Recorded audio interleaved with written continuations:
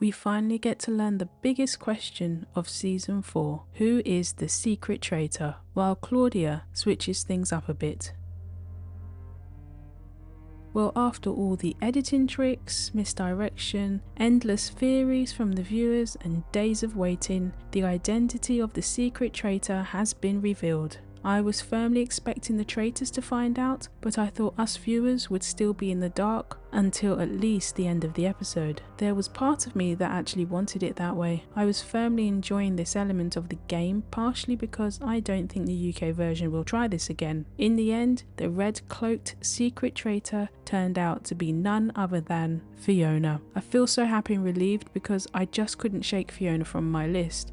Even though everything seemed too obvious and that I was second guessing myself, I just couldn't get past Fiona when listing those I suspected. Production loved a Welsh traitor so much we got 2 this season. Shout out and well done to everyone in the comments who thought it was Fiona. I'm gonna miss that red cloak because I like it more than the green one. Please tell me the Traitors shop will start to sell it. I'm also gonna miss how this has gripped the viewers and got people engaged in the mystery of it, whether it was online, at work, with family or friends. I love reading the theories everyone had. I think Rachel and Stephen were more surprised than many of the viewers. I'm gonna say this now. Rachel and Stephen better watch out because Fiona is dangerous in this game. Fiona is popular and downplays herself to others. It will take an awful big slip up to get rid of her. Fiona has the potential to become my favourite UK traitor. I'm loving what I'm seeing so far, but I'm also a little scared of her. Are we sure Fiona was only a local government officer? While Rachel and Stephen got a shock that night, the Faithfuls got a shock the next morning. Thinking that there had been a recruitment because everyone made it to breakfast, Claudia told them that Amanda, Faraz, Jack, Jade, James, Maz, Reese, Sam and Stephen were put on the death row list, and it was done in plain sight. In my video about the previous episode, I forgot to discuss the choice to put Stephen on the list. I always think it's a bad idea to put a traitor on a death row list. Maybe they thought it was safer to do so because there was 9 of them, but I don't think there's ever a safe option to do so. So many times the faithful believe a traitor has been put on the list that traitors have actively avoided putting themselves on. A lot of faithfuls can't let go of the theory, and one by one the survivors get banished if they haven't been a victim of any other subsequent murders. You already had Reese seeing them at the family tree picture the night before, which later gets discovered with the red fingerprint, but the heat was firmly on Stephen. Though Stephen did have the ace up his sleeve that he witnessed Maz and Roxy at the picture a few minutes before the clock chimed for them to all leave the castle. There was some other piece of important information Claudia had for them all. Before the mission, you will have a round table. So, enjoy your pastries and focus, because a banishment is imminent. What? Someone was going to be banished in the light. It seems production wanted to mix things up a bit more.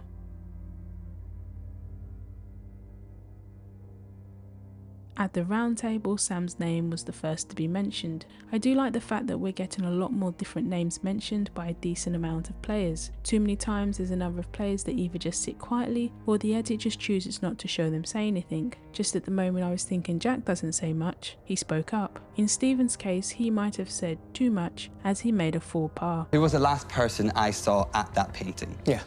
And I've spoken to you before, Maz, through this process, and so I was thinking to myself last night, this morning after we found out how, the thing was done. For Stephen's sake, he'll be glad no one jumped on it. I kind of feel sorry for Ross, but he wasn't doing himself any favours. I don't think he would have handled things well if he was a traitor. Just when I thought he was starting to convince some of the others, Rachel threw in a comment that seemed to finalise his standing in the game. Can I ask you a question? Please. Was Hugo this dramatic in the turret? Was Hugo this? I'm sorry, I don't understand. Was Hugo dramatic in the turret? I didn't... What turret?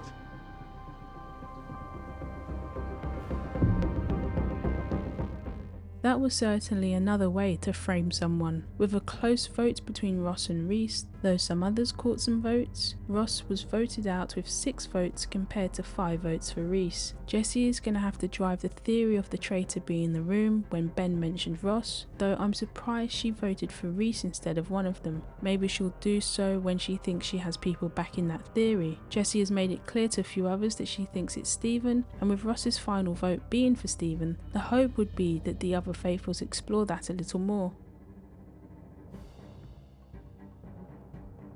While Reese and Amanda were talking about their suspicions when they said that it should stay between them, I thought something to myself. What if Reese is connected to Amanda? There was an underlying feeling that I had that there is a younger player connected to Amanda, and Reese was my first thought. I was even more convinced because later in the mission, Reese told Fiona to give Rachel one of the skulls so Amanda would be freed. It wasn't the last time Fiona ended up giving her skulls away, but it was the first. I'm totally buying into the theory that each player has at least one pre-existing relationship with another, even more so with the reveal in today's episode. In a reveal that shocked absolutely no one who's been online, Ellie revealed that Ross is her boyfriend. The internet sleuths bust that cat right out of the bag before the show was able to. Peeps, please do a better job of hiding your online footprint if you're hiding a connection for TV.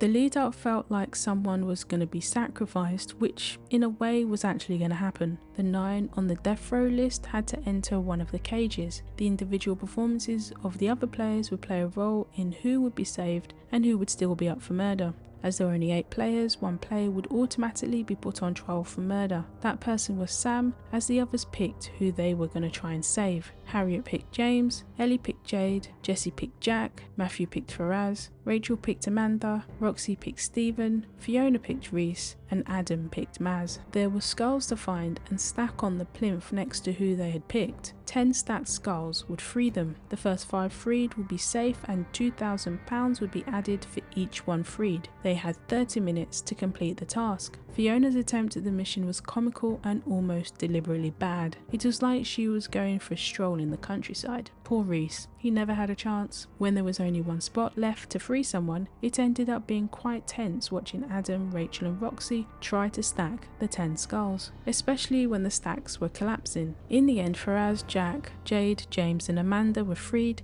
and £10,000 was added to the prize pot. Stephen, Reese, Maz and Sam were still on the list, which meant either Maz, Reese or Sam were going to be eliminated. Whoever was picked for murder would have the pleasure or displeasure of a face-to-face murder.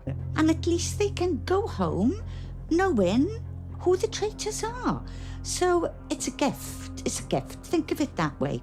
I don't think getting rid of Maz will automatically help Stephen. It also gets rid of someone Stephen is trying to make into a suspect because he saw him at the family tree picture. While it will leave Roxy as the other person Stephen saw, I don't think it will automatically make the others suspicious of her. Nobody else jumped on the Maz train with Stephen, so there's no guarantee that goes anywhere. I'm still convinced that Sam is a dangerous play, even though we now know he's a faithful, though there's a wave of suspicion circling him, which could easily pick up more steam.